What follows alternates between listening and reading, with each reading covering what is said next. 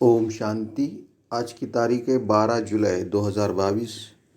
आज हमारे प्यारे प्यारे बाबा हम प्यारे प्यारे बच्चों को मधुबन से प्रातः मुरली में मेन पॉइंट में बाबा बताते हैं, किसी देहधारी से लव नहीं रखना है, सिर्फ भाव से लव कर रखना है।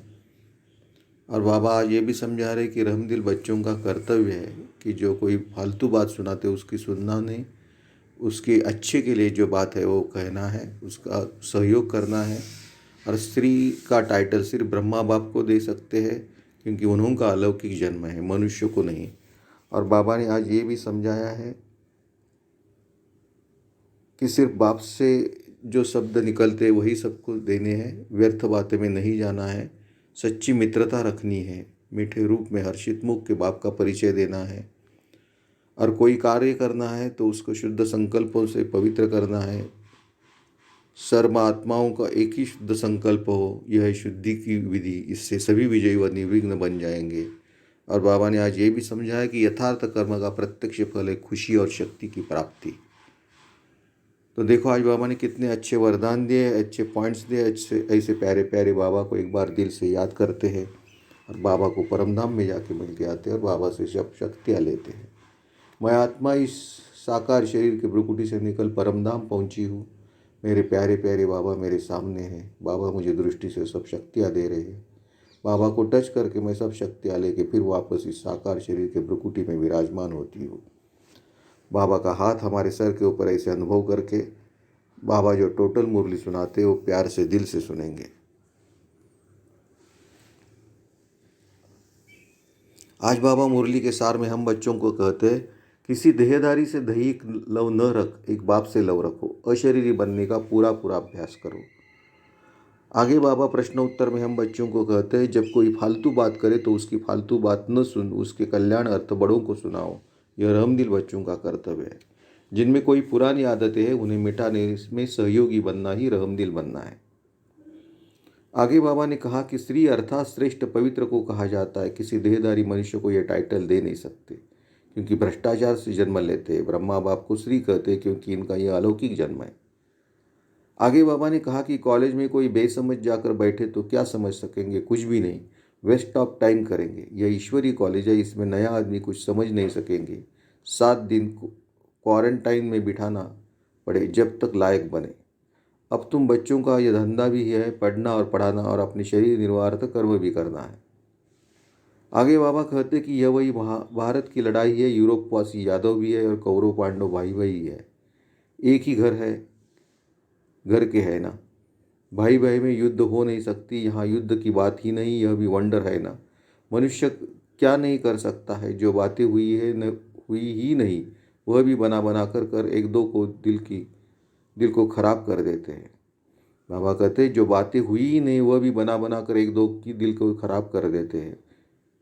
आगे बाबा कहते जो रत्न बाबा के मुख से निकलने हैं वही तुम बच्चों के मुख से निकलने चाहिए। फालतू बातें सुनते भी नहीं सुननी है। कोई तो बैठ खुशी से सुनते हैं, बाबा कहते ऐसी बातें सुनो मत। बाबा कहते कोई सुने या न सुने, हम तो ज्ञान का सुरमा पहन लेवे। कोई ज्ञान अंजलि लगाते, कोई धूल अंजन लगा देते, उससे तीसरा नेत्र खुलता नहीं। बाबा कितना सहज कर समझाते हैं, जो जैसे भी रोहे, अंधा कुब्जा है वह भी समझ जाए। अल्फा और बेदो अक्षर है। सिर्फ मुझे परमात्मा प्रजापिता ब्रह्मा से आपका क्या संबंध है, ये प्रश्न सबसे अच्छा है। तो सर्वव्यापी का ज्ञान एकदम बाहर निकल जाए। मित्र संबंधियों से दोस्ती कर उन्हें समझाओ, बहुत मीठा बनो, तुम्हारा काम है परिचय देना। भले दुश्मन हो परंतु उनसे भी मित्रता रखनी है। बाबा कहते तुमने ईश्वर पर अपकार किया, फिर भी ईश्वर पर तुम पर कितना उपकार करते हैं। बाबा कहते हर एक बात अच्छी रीति समझनी है, किसकी तकदीर में नहीं है फिर भी वही धंधा करते हैं। यहाँ से बाहर गए तो यह बातें भूल जाएंगी। निंदा करते करते तो यह हाल हो गया है। अब निंदा करना बंद करो, सिर्फ पंडित भी नहीं बनना है। आगे बाबा कहते खुद में खामी होगी तो दूसरे को बोल नहीं सकेंगे, पाप अंदर खाता रहेगा। बाबा कहते कि हर बात बहुत अच्छी रीति समझानी है। कल्प पहले भी ऐसे समझाया था, भूलो मत। सिमरन करते करते अंतमति सोगति हो जाएगी। बाबा कहते सवेरे सवेरे उठ बाप को याद करो तो अंत में देह भी याद न पड़े। तो देखो आज बाबा ने कितने अच्छे पॉइंट्स दिए, अच्छे वरदान दिए। ऐसे प्यारे प्यारे बाबा को एक बार दिल से याद करते हैं और बाबा को परमधाम में जाके मिल के आते हैं और बाबा से सब शक्तियाँ लेते हैं। मैं आत्मा इस साकार शरीर के भ्रुकुटी से निकल परमधाम पहुंची हूँ। मेरे प्यारे प्यारे बाबा मेरे सामने हैं। बाबा मुझे दृष्टि से सब शक्तियाँ दे रहे हैं। बाबा को टच करके मैं सब शक्तियाँ लेके फिर इस साकार शरीर के भ्रुकुटी में विराजमान होती हूँ। बाबा का हाथ हमारे सर के ऊपर ऐसे अनुभव करके थोड़ी देर शांति में बैठते हैं और बाबा जो धारणा और वरदान देते हो प्यार से दिल से सुनेंगे। बाबा धारणा के फर्स्ट पॉइंट में कहते हैं, जो रत्न बाप के मुख से निकलते हैं वही अपने मुख से निकालने हैं। व्यर्थ बातें नहीं बोलनी है, न सुननी है। ज्ञान का ही सुरमा पहनना है। बाबा सेकंड पॉइंट में कहते हैं, सभी से सच्ची मित्रता रखनी है। बहुत मीठे रूप में हर्षित मुख हो बाप को परिचय देना है। अपकारी पर भी बाप समान उपकारी बनना है। आगे बाबा ने वरदान दिया है हम बच्चों को, तो बाबा का वरदान हम लेंगे। शुद्धि की विधि द्वारा किले को मजबूत बनाने वाले सदा विजयी व निर्विघ्न भव। शुद्धि की विधि द्वारा किले को मजबूत बनाने वाले सदा विजयी व निर्विघ्न भव।